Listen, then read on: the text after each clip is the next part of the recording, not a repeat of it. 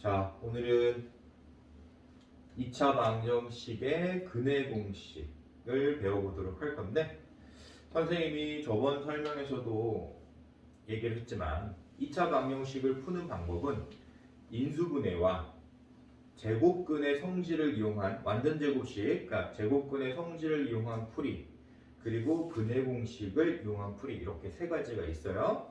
근데 선생님이 오늘 근해 공식을 설명해 주긴 할 거지만 근해 공식을 사용해서 푸는 것보다는 저번 시간에 배웠던 완전제곱식을 이용해서 제곱근의 성질을 이용한 풀이를 여러분들이 더 잘했으면 좋겠습니다.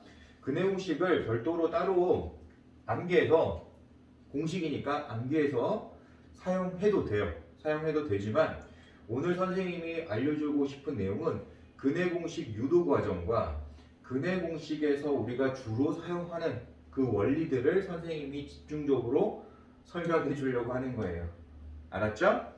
자, 근해 공식은 우리는 이미 유도할 수 있다 라는 걸 여러분들은 생각을 해야 돼요.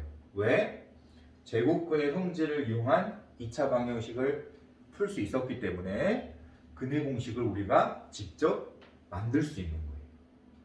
그 과정을 선생님이 보여주도록 하겠습니다. 알겠죠? 자, 2차 방정식은 x에 대한 2차 방정식인 거예요. 그래서 ax제곱 플러스 bx 플러스 c는 0의 꼴로 이렇게 주어져 있었겠죠?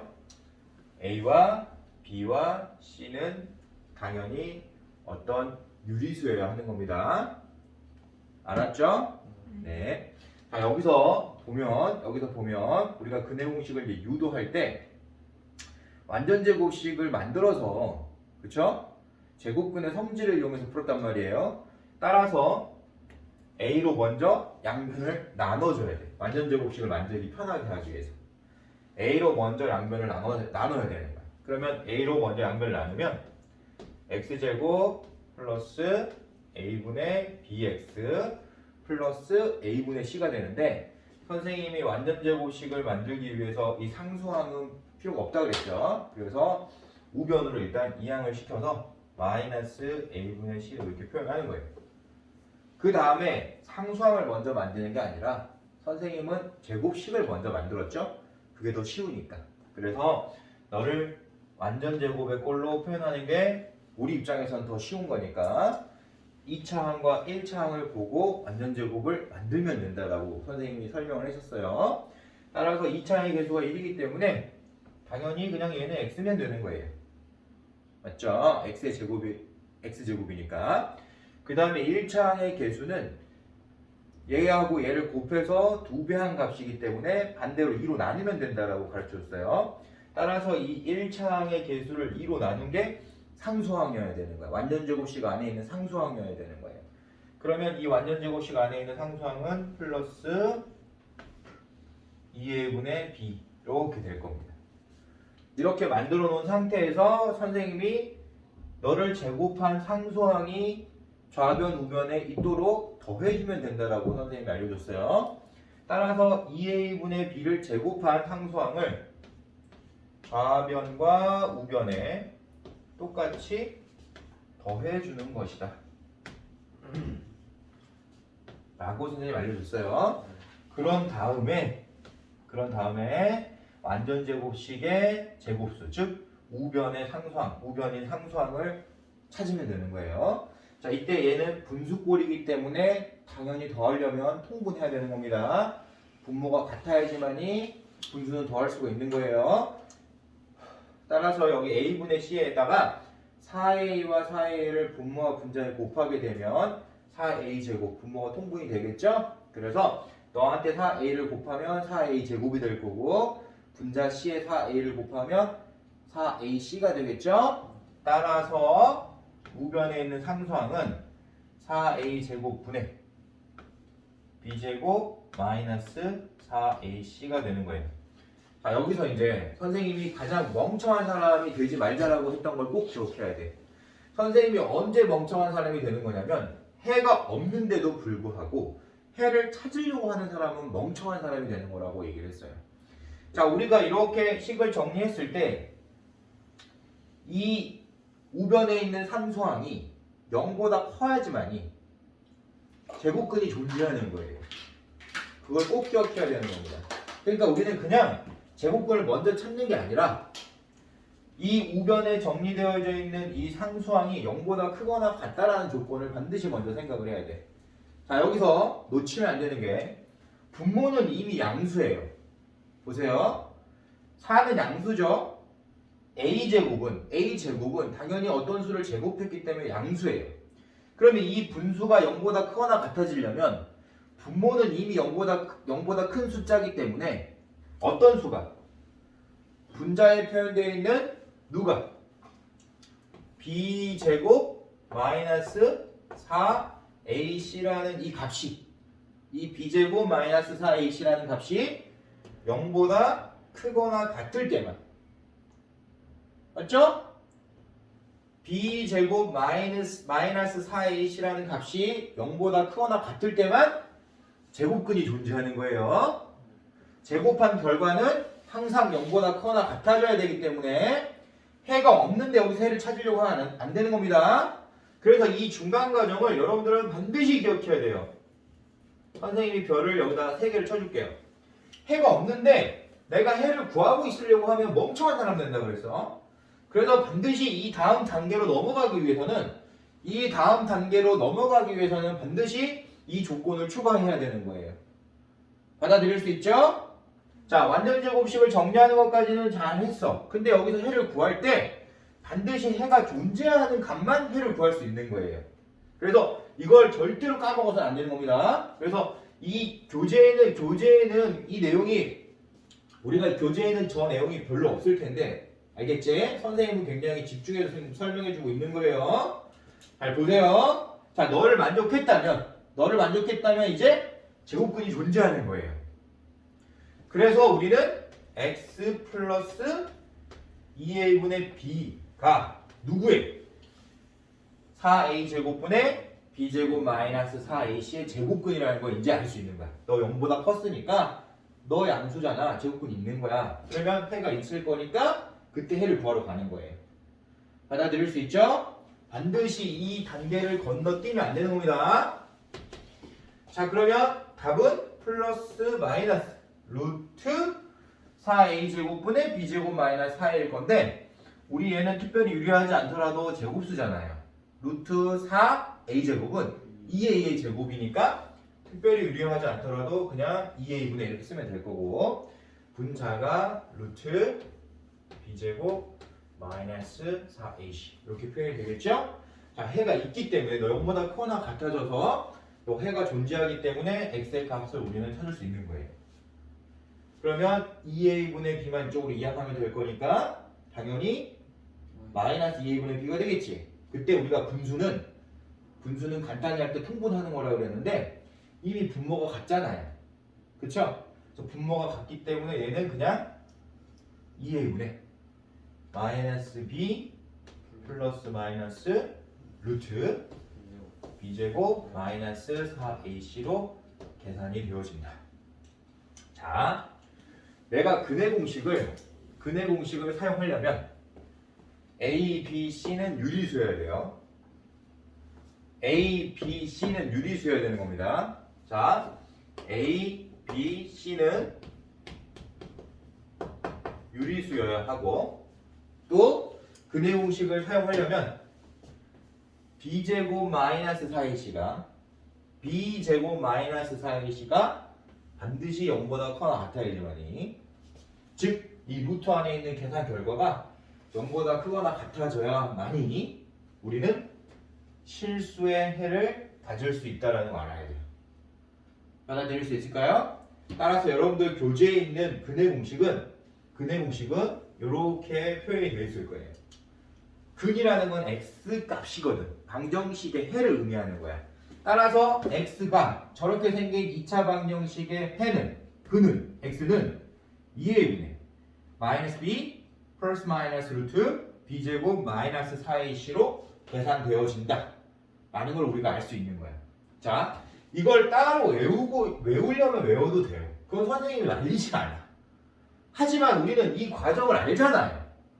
완전제곱 만드는 거 어렵지 않다는 거 알죠? 그리고 제곱근의 성질을 이용하는 거 어렵지 않다는 거 알지? 그러니까 굳이 이 근의 공식을 암기하지 않더라도 2차 방정식을 우리는 이미 풀 수 있는 상태인 거야. 맞아 틀려? 그게 굉장히 뭐 시간 차이가 있거나 이러진 않아요. 그렇기 때문에 여러분들은 그냥 완전제곱식을 이용해서 근의 공식 이용하지 말고 완전제곱식을 이용해서 2차 방정식을 풀면 좋아요.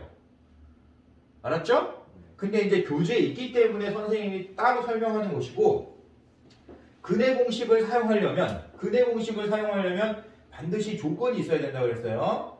받아들일 수 있을까요? 없을까요? 있겠죠? 근의 공식을 사용하려면 A, B, C는 유리수여야 한다. 꼭 기억하세요. 받아들일 수 있죠?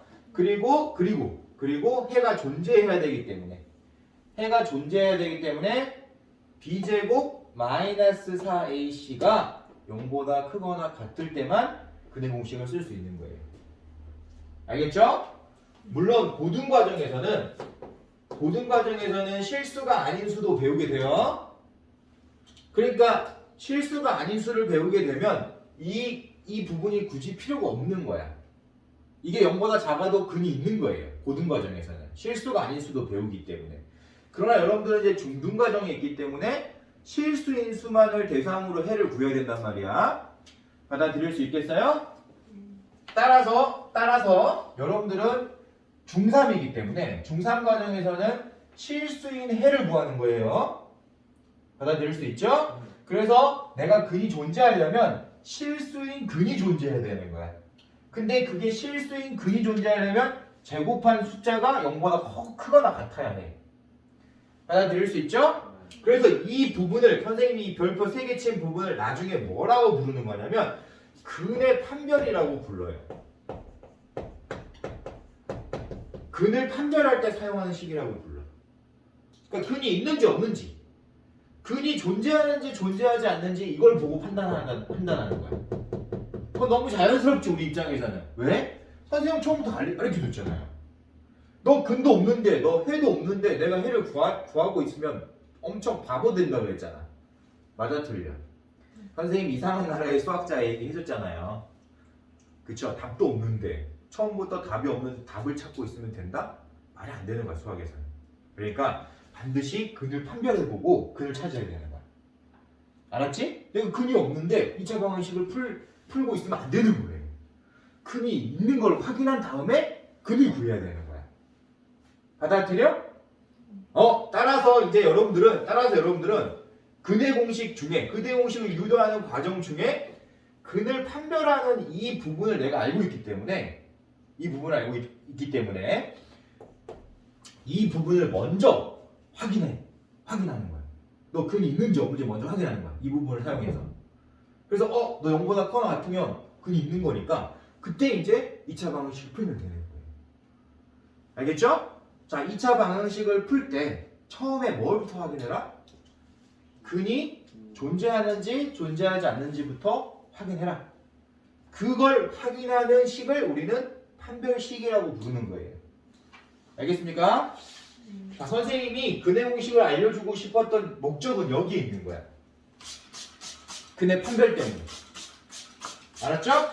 좋아요. 자, 여기서 끝내면 안 되고 우리가 근의 공식 중에 약분에서 좀 간단하게 표현한 근의 공식이 있어요. 약분에서 간단하게 표현한 공식이 있습니다.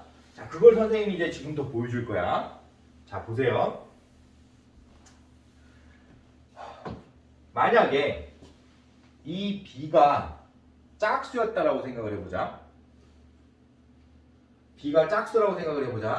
자, B가 짝수였다고 생각하자. 자, 우리는 유도를 다 할 수 있으니까 그냥 유도된 걸 보고 풀게요. 받아들일 수 있겠죠?